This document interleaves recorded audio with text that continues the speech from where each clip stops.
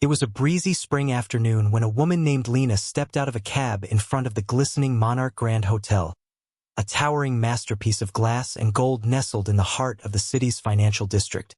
Despite its opulence, Lena's arrival went mostly unnoticed, thanks to her modest appearance.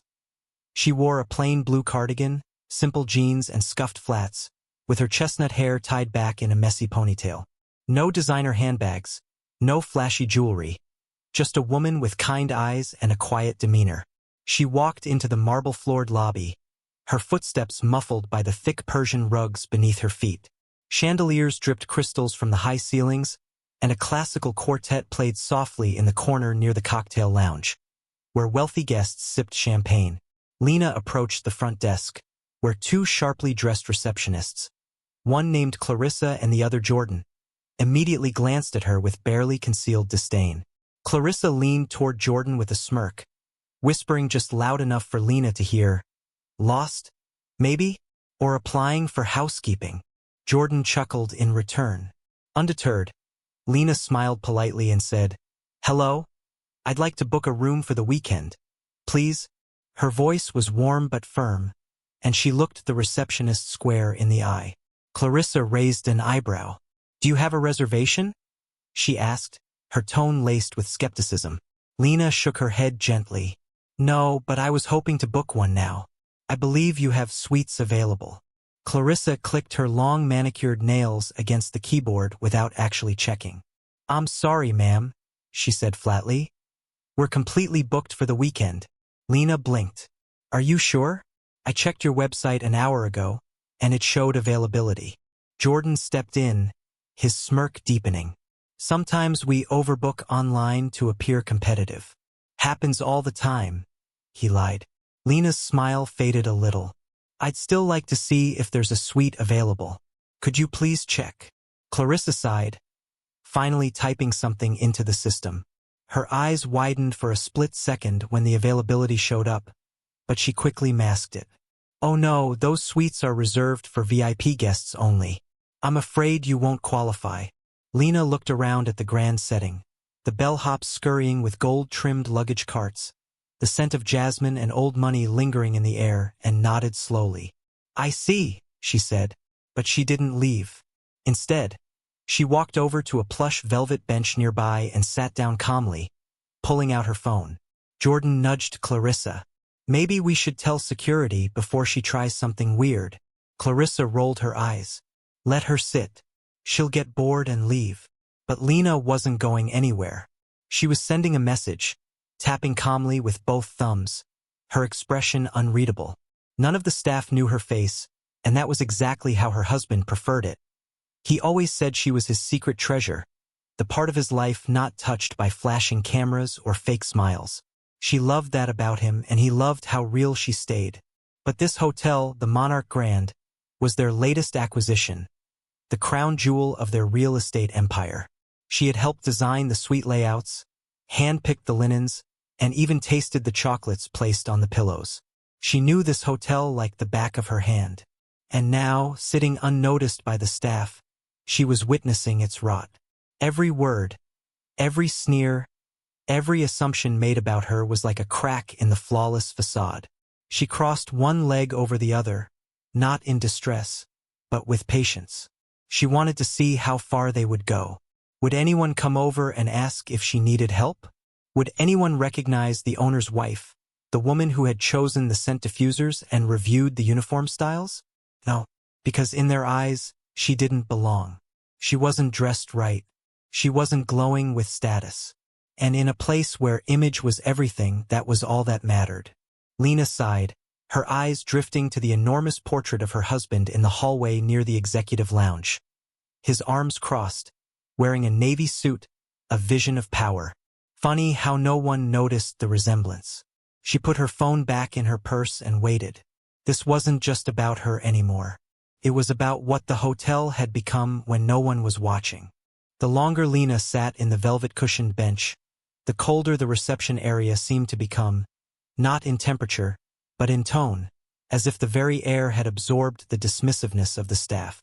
Clarissa and Jordan, now feeling emboldened by what they perceived as a woman too poor to belong, began whispering more loudly, casting glances in Lena's direction with increasingly smug expressions. Jordan tilted his head mockingly and murmured, "Still here, huh? She must think this is a public library or something." Clarissa laughed, the sound sharp and grating, like the clink of ice in an empty glass. Guests came and went, businessmen in tailored suits, women in flowing designer dresses, tourists with diamond-studded watches, and none spared Lena more than a fleeting glance, assuming she was out of place, perhaps waiting for a rich friend who would never show. The staff leaned further into their roles as gatekeepers of wealth, ready to guard their marble kingdom from intruders who didn't shine. Lena rose quietly and returned to the front desk, her voice still polite but firmer now. "I'd like to speak to the manager," she said. Jordan didn't bother hiding his amusement. "About what, ma'am?" he asked with a smirk.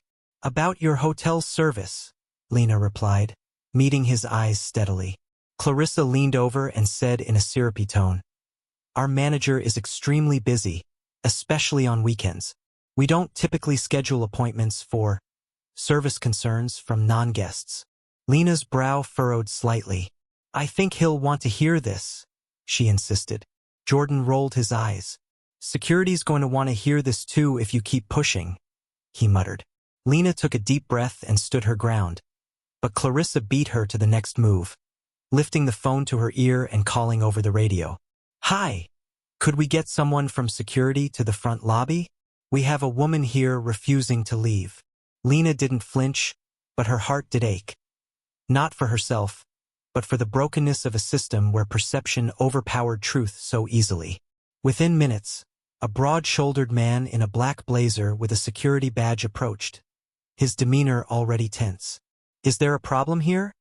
he asked, looking past Lena as if he expected a real threat to be standing behind her. "This guest refuses to leave and is making demands that don't apply to her," Clarissa said smoothly. "We've tried being polite." Lena looked the guard in the eye and said, "All I asked was to speak to the manager. Is that too much to request?" The guard hesitated, caught between the words of the employees he trusted and the calm conviction of the woman in front of him. "Ma'am, if you don't have a reservation or a valid reason to be here, we may have to ask you to step outside." The humiliation swept over Lena not as a wave but as a slow, creeping tide, soaking into her bones as onlookers began to stare, some snickering, others whispering. A child tugged on his mother's arm and asked loudly, "Why are they yelling at that lady?" The mother shushed him quickly and turned away. One man, clearly enjoying the spectacle, pulled out his phone and began recording the scene, narrating with a grin. "Looks like someone's pretending to be rich today at the Monarch." Clarissa saw the phone and gave a theatrical sigh. "Ma'am, please don't create a scene in front of our guests." Lena looked around at the pristine opulence, the marble columns, the gold-embellished elevators, the antique vases, and then back at the people now watching her like she was a stain on their luxury. "I'm not creating a scene," she said quietly, her voice trembling just slightly. "You are." Jordan scoffed and turned away. "Delusional," he muttered. "Probably thinks she owns the place." Lena's lips twitched, not in amusement, but in sheer disbelief. It wasn't just the mockery or the assumptions. It was the effortless cruelty, the systemic arrogance that flowed so naturally through every word and gesture of these employees. They hadn't just denied her a room, they had denied her humanity. Clarissa stepped forward with a folded arm posture that screamed superiority. "Look, if you don't leave now, we're calling the police." That word, police, hung in the air like a slap. Lena stared at the woman, her mouth dry, her patience fraying. Her heart was not used to anger, but it found her now like an old friend showing up uninvited. She nodded slowly, not in agreement but in acknowledgement of the lesson being taught to her, one she would make sure no one forgot. Then, as if on cue, her phone vibrated gently in her purse. She pulled it out, tapped the screen, and lifted it to her ear. "Hi," she said, her voice crisp and cool now. "Yes, it's me. I'm at the front desk. Something's come up." Clarissa rolled her eyes again and said under her breath, "Oh, this is going to be good." Lena smiled faintly and added, "You might want to come down now. They don't know who I am." That was all she said before hanging up, slipping her phone back into her bag with elegant precision, and returning to her seat. The atmosphere shifted slightly, as if a distant storm had rolled onto the horizon. Silent but heavy, bringing with it the first stirrings of a reckoning. Clarissa and Jordan continued to smirk and whisper, satisfied with what they believed was the successful dismissal of another lowly troublemaker trying to break into their pristine paradise, oblivious to the silent thunder rolling their way. Lena sat back down on the velvet bench with the kind of grace that unsettles people who mistake kindness for weakness, and though her demeanor remained composed, there was a subtle tension in her spine now, a stillness too deliberate to ignore. The minutes ticked by slowly, punctuated only by the chatter of lobby guests, the hum of the air conditioning, and the soft clinking of glasses from the nearby cocktail bar, until suddenly, the energy of the room shifted like a ripple through glass. One of the junior concierges standing near the elevator noticed a sleek black Rolls-Royce Phantom pulling up to the front entrance, followed closely by a second vehicle, an armored Cadillac SUV, both adorned with a discreet monogram that only the hotel's top executives recognized. The doorman, usually sluggish in his movements, snapped into action as if jolted by electricity, straightening his tie and rushing to the door just as a tall, imposing figure stepped out of the first car. Dressed in a charcoal gray suit that hugged his frame with bespoke precision, eyes hidden behind dark sunglasses, the man was flanked by two sharply dressed assistants and a personal security guard, his presence alone enough to scatter the air of smugness from the lobby. A guest near the front whispered, "Isn't that Nathan Cross?" And in moments, a buzz swept through the lobby like wildfire, traveling from guest to guest, employee to employee. Nathan Cross, billionaire CEO of Cross International Holdings, majority shareholder of Monarch Grand, and one of the most powerful men in the country, was walking straight into the hotel unannounced. Clarissa's face went pale as she locked eyes with Jordan, the color draining from her cheeks as realization slowly crept in like a winter frost. Nathan didn't pause to greet anyone, didn't shake hands, didn't nod at the familiar faces that began to awkwardly assemble near the front desk. His long strides made it very clear that he wasn't here on a casual visit. He was headed straight toward the woman sitting quietly on the bench, the same woman Clarissa had called security on, the same woman Jordan had mocked for pretending to be rich. And when he reached her, Nathan stopped, bent slightly, and offered his hand, the tension in the room exploding into confusion as Lena took it with a small smile. "I'm so sorry I'm late," he said, kissing her gently on the cheek. "Are you all right?" Lena nodded and stood beside him, her posture radiating the calm of someone who had just watched a game play out exactly as she knew it would. Jordan's jaw visibly dropped, and Clarissa blinked rapidly, as though trying to force her brain to reboot. "Nathan, sir, we didn't know," she stammered, her voice trembling now. Nathan turned toward them slowly, removing his sunglasses to reveal eyes that burned with icy rage. "Didn't know what?" he asked, his voice low and deadly. "Didn't know this woman is your boss's wife?" Clarissa opened her mouth, but no sound came out. "Didn't know she owns part of this hotel?" he continued, his voice rising slightly. "Didn't know she's the reason we have 5-star sheets, and that bar over there serves Peruvian citrus bitters?" Jordan tried to step back behind the counter, but Nathan's glare froze him in place. Guests now gathered like moths to a flame, murmuring among themselves as they connected the dots. "Didn't know she spent the last 6 months approving every detail of this place, from the lighting fixtures to the welcome chocolates?" Nathan's voice cracked with fury. "Because if you didn't know, you should have. That's what your job is. That's what service means in a 5-star establishment." Clarissa attempted a weak apology. "Mr. Cross, we didn't recognize her. She came in dressed like what?" he snapped. "Like someone who didn't deserve your respect?" Lena stepped forward gently and placed a hand on her husband's arm, grounding him before his anger surged too far. "It's all right," she said softly. "Let's just deal with this calmly." Nathan turned to her with pain in his eyes, ashamed that her humility had been met with such hostility. "No," he said firmly. "This is not all right. This hotel bears my name, my reputation. But it carries your soul. And they mocked it. The entire lobby was now silent except for the sound of someone hastily turning off the lobby music in embarrassment.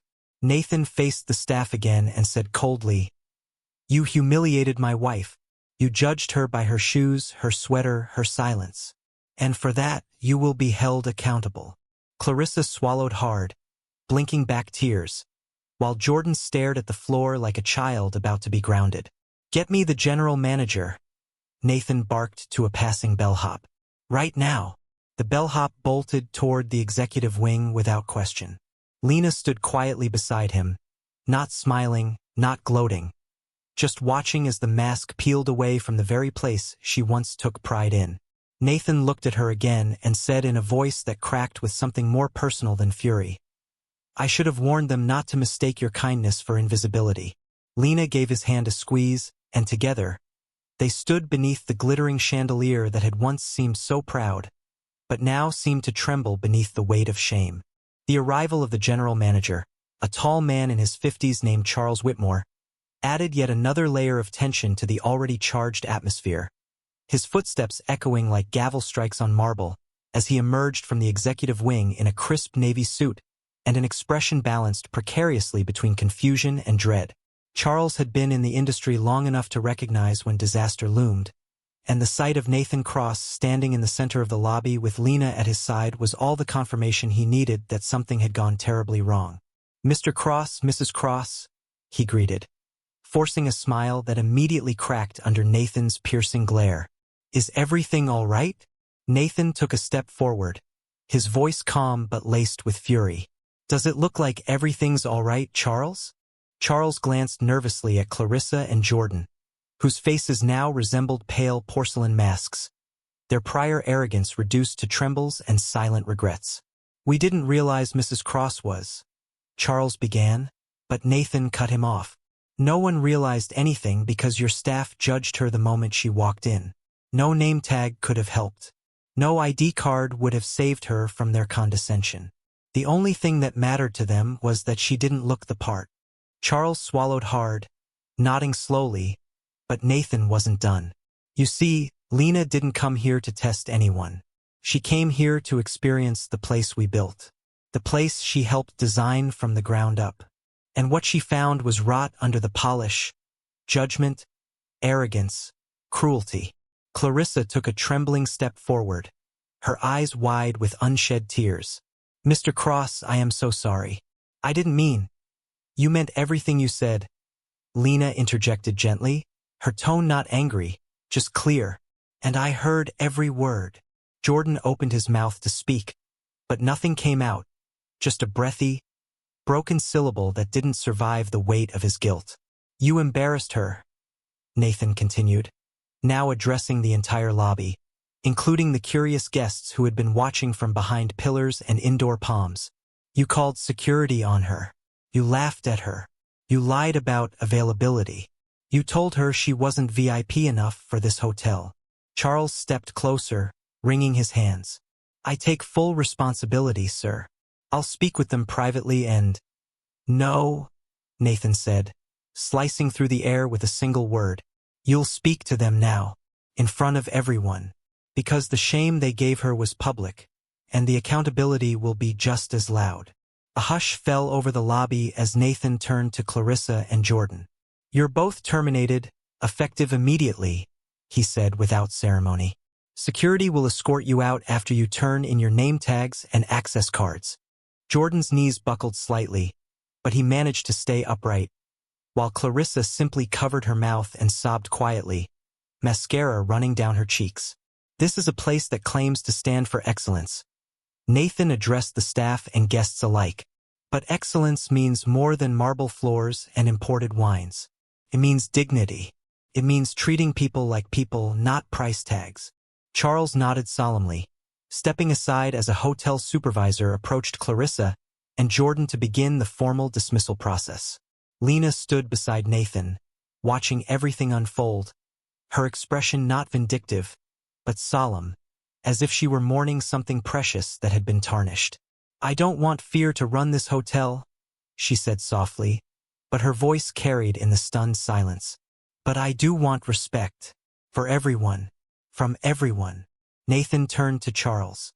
Effective immediately, I want a full audit of our hiring and training protocols. Customer service, guest relations, employee ethics, all of it. And I want Lena involved at every level.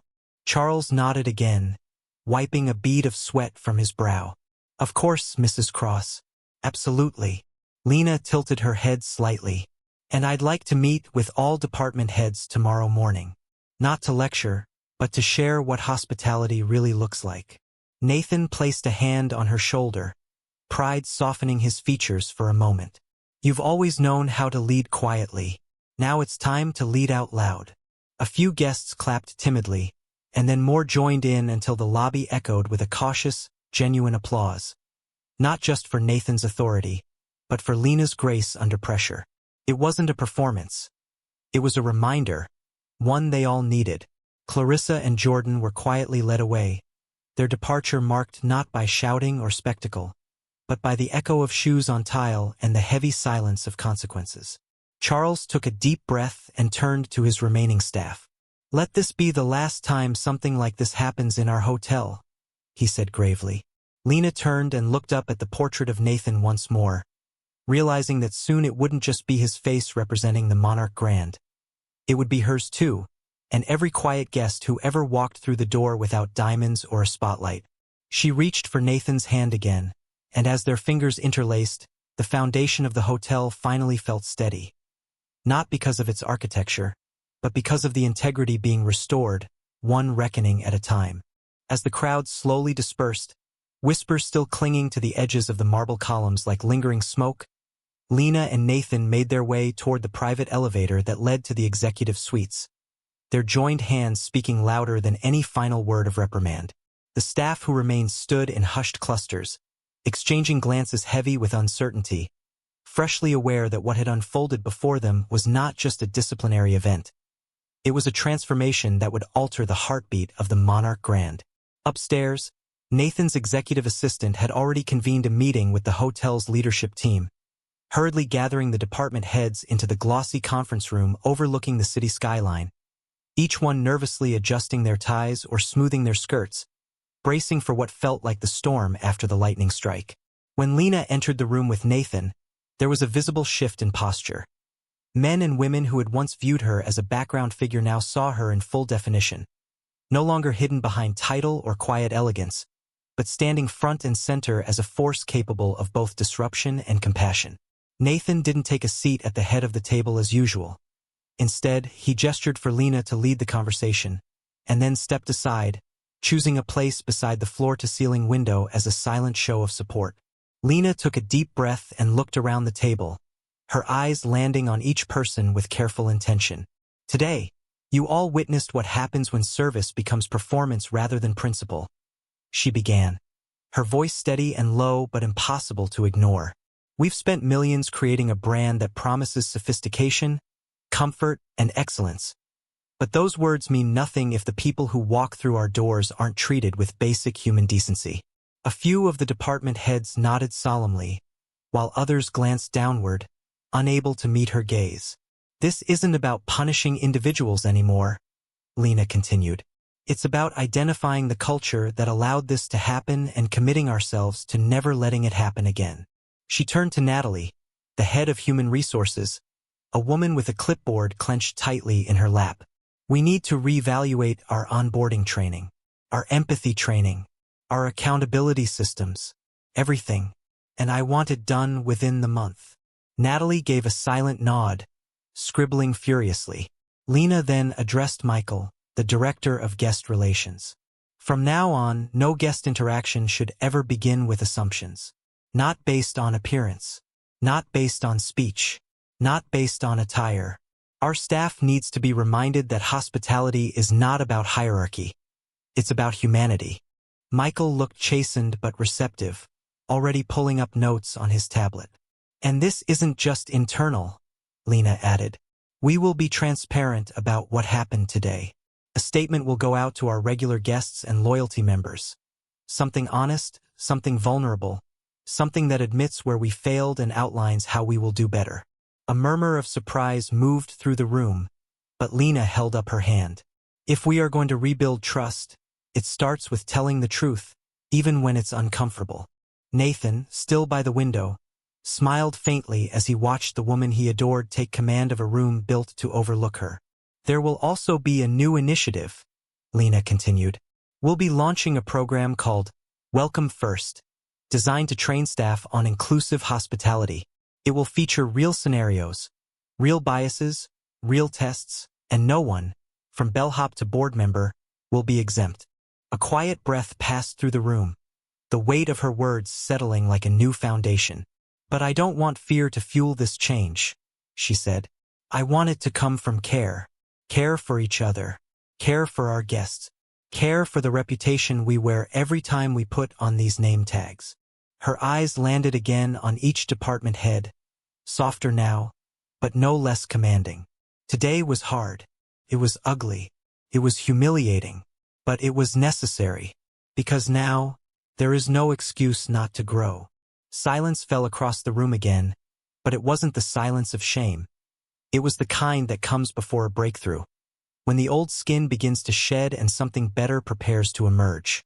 Nathan finally spoke, his voice rich with pride. You all just witnessed the future of this hotel, he said. You can choose to embrace it, or you can step aside and make room for someone who will. No one dared respond with anything but nods, the gravity of the moment fully cemented. Lena nodded once, then added quietly, This place is going to shine again, but not from chandeliers or polished floors. It's going to shine because the people inside it finally see each other. She stood, giving the room one last glance before turning to walk out with Nathan, her heels tapping softly but decisively across the floor. As they left, the city lights reflected in the glass walls behind them, casting a silhouette that looked less like a couple walking away and more like leaders walking forward into the next chapter of something reborn. The following morning, a golden sunrise spilled across the Monarch Grand's glass facade, casting warm light onto a building that had, just 24 hours earlier, worn a colder soul beneath its elegant exterior. In the executive lounge on the top floor, Lena stood before a small crowd of department heads and selected staff members, including new recruits and veteran employees alike, ready to launch the hotel's newest internal program, Welcome First. The atmosphere buzzed with a different energy now, one laced not with fear, but anticipation, as everyone waited to hear what this new chapter meant for them. Lena, dressed as simply as ever in a soft beige dress and a pair of flats, stepped up to the makeshift podium beside a welcome banner bearing the hotel's logo in fresh hues of royal blue and silver, symbolizing clarity and reinvention. Thank you all for being here, she began, her voice carrying easily without the need for a microphone. What happened yesterday reminded us how quickly kindness can be eclipsed by assumption, and how quietly harm can be delivered through a smile that doesn't reach the eyes. Heads nodded throughout the room, some in agreement, others in quiet shame. But we're not here to dwell on that moment, Lena continued. We're here to build something better from it.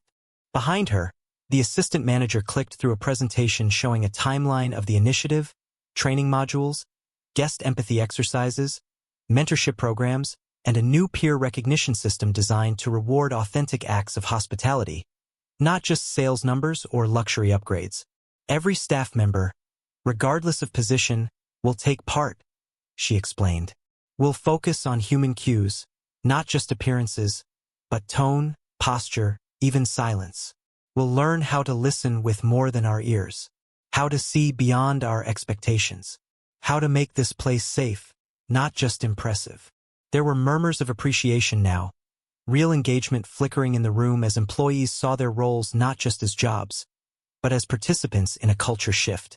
And this isn't just about guests, Lena added. It's about how you treat each other too. Hierarchy should never give permission for cruelty, and experience should never harden us to humility. A ripple of emotion passed across the crowd, especially among the junior staff who had long felt overlooked. Lena's eyes then turned toward a young woman near the back. Marisol, a new housekeeper who had only joined the Monarch 3 weeks ago and had already faced side glances and clipped tones from her peers. You belong here just as much as the general manager does, Lena said, looking directly at her.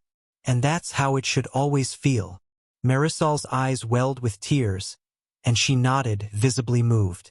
Lena stepped away from the podium and walked among them now, choosing proximity over position. "I don't want this to be a performance," she said as she moved.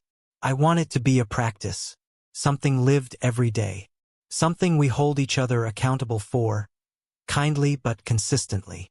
Nathan, who had entered quietly through a side door, stood at the edge of the room with his arms crossed and a soft smile on his lips, proud to witness how his wife's voice could recalibrate a space with just a few truths spoken plainly. "And for those wondering, yes, there will be consequences when standards aren't met," Lena acknowledged, turning to face the group again. "But there will also be celebration when we get it right." She gestured toward a new digital board that would be installed in the staff lounge. A rotating display of stories submitted by both guests and co-workers, highlighting moments of sincere service, everyday heroism, and acts of kindness. "Every week, someone will be recognized," she said, "not just for doing their job, but for doing it with heart." As the meeting neared its close, Lena invited questions, and this time they flowed freely. How to handle guests who were rude, how to speak up when a colleague crossed a line, how to balance authenticity with professionalism.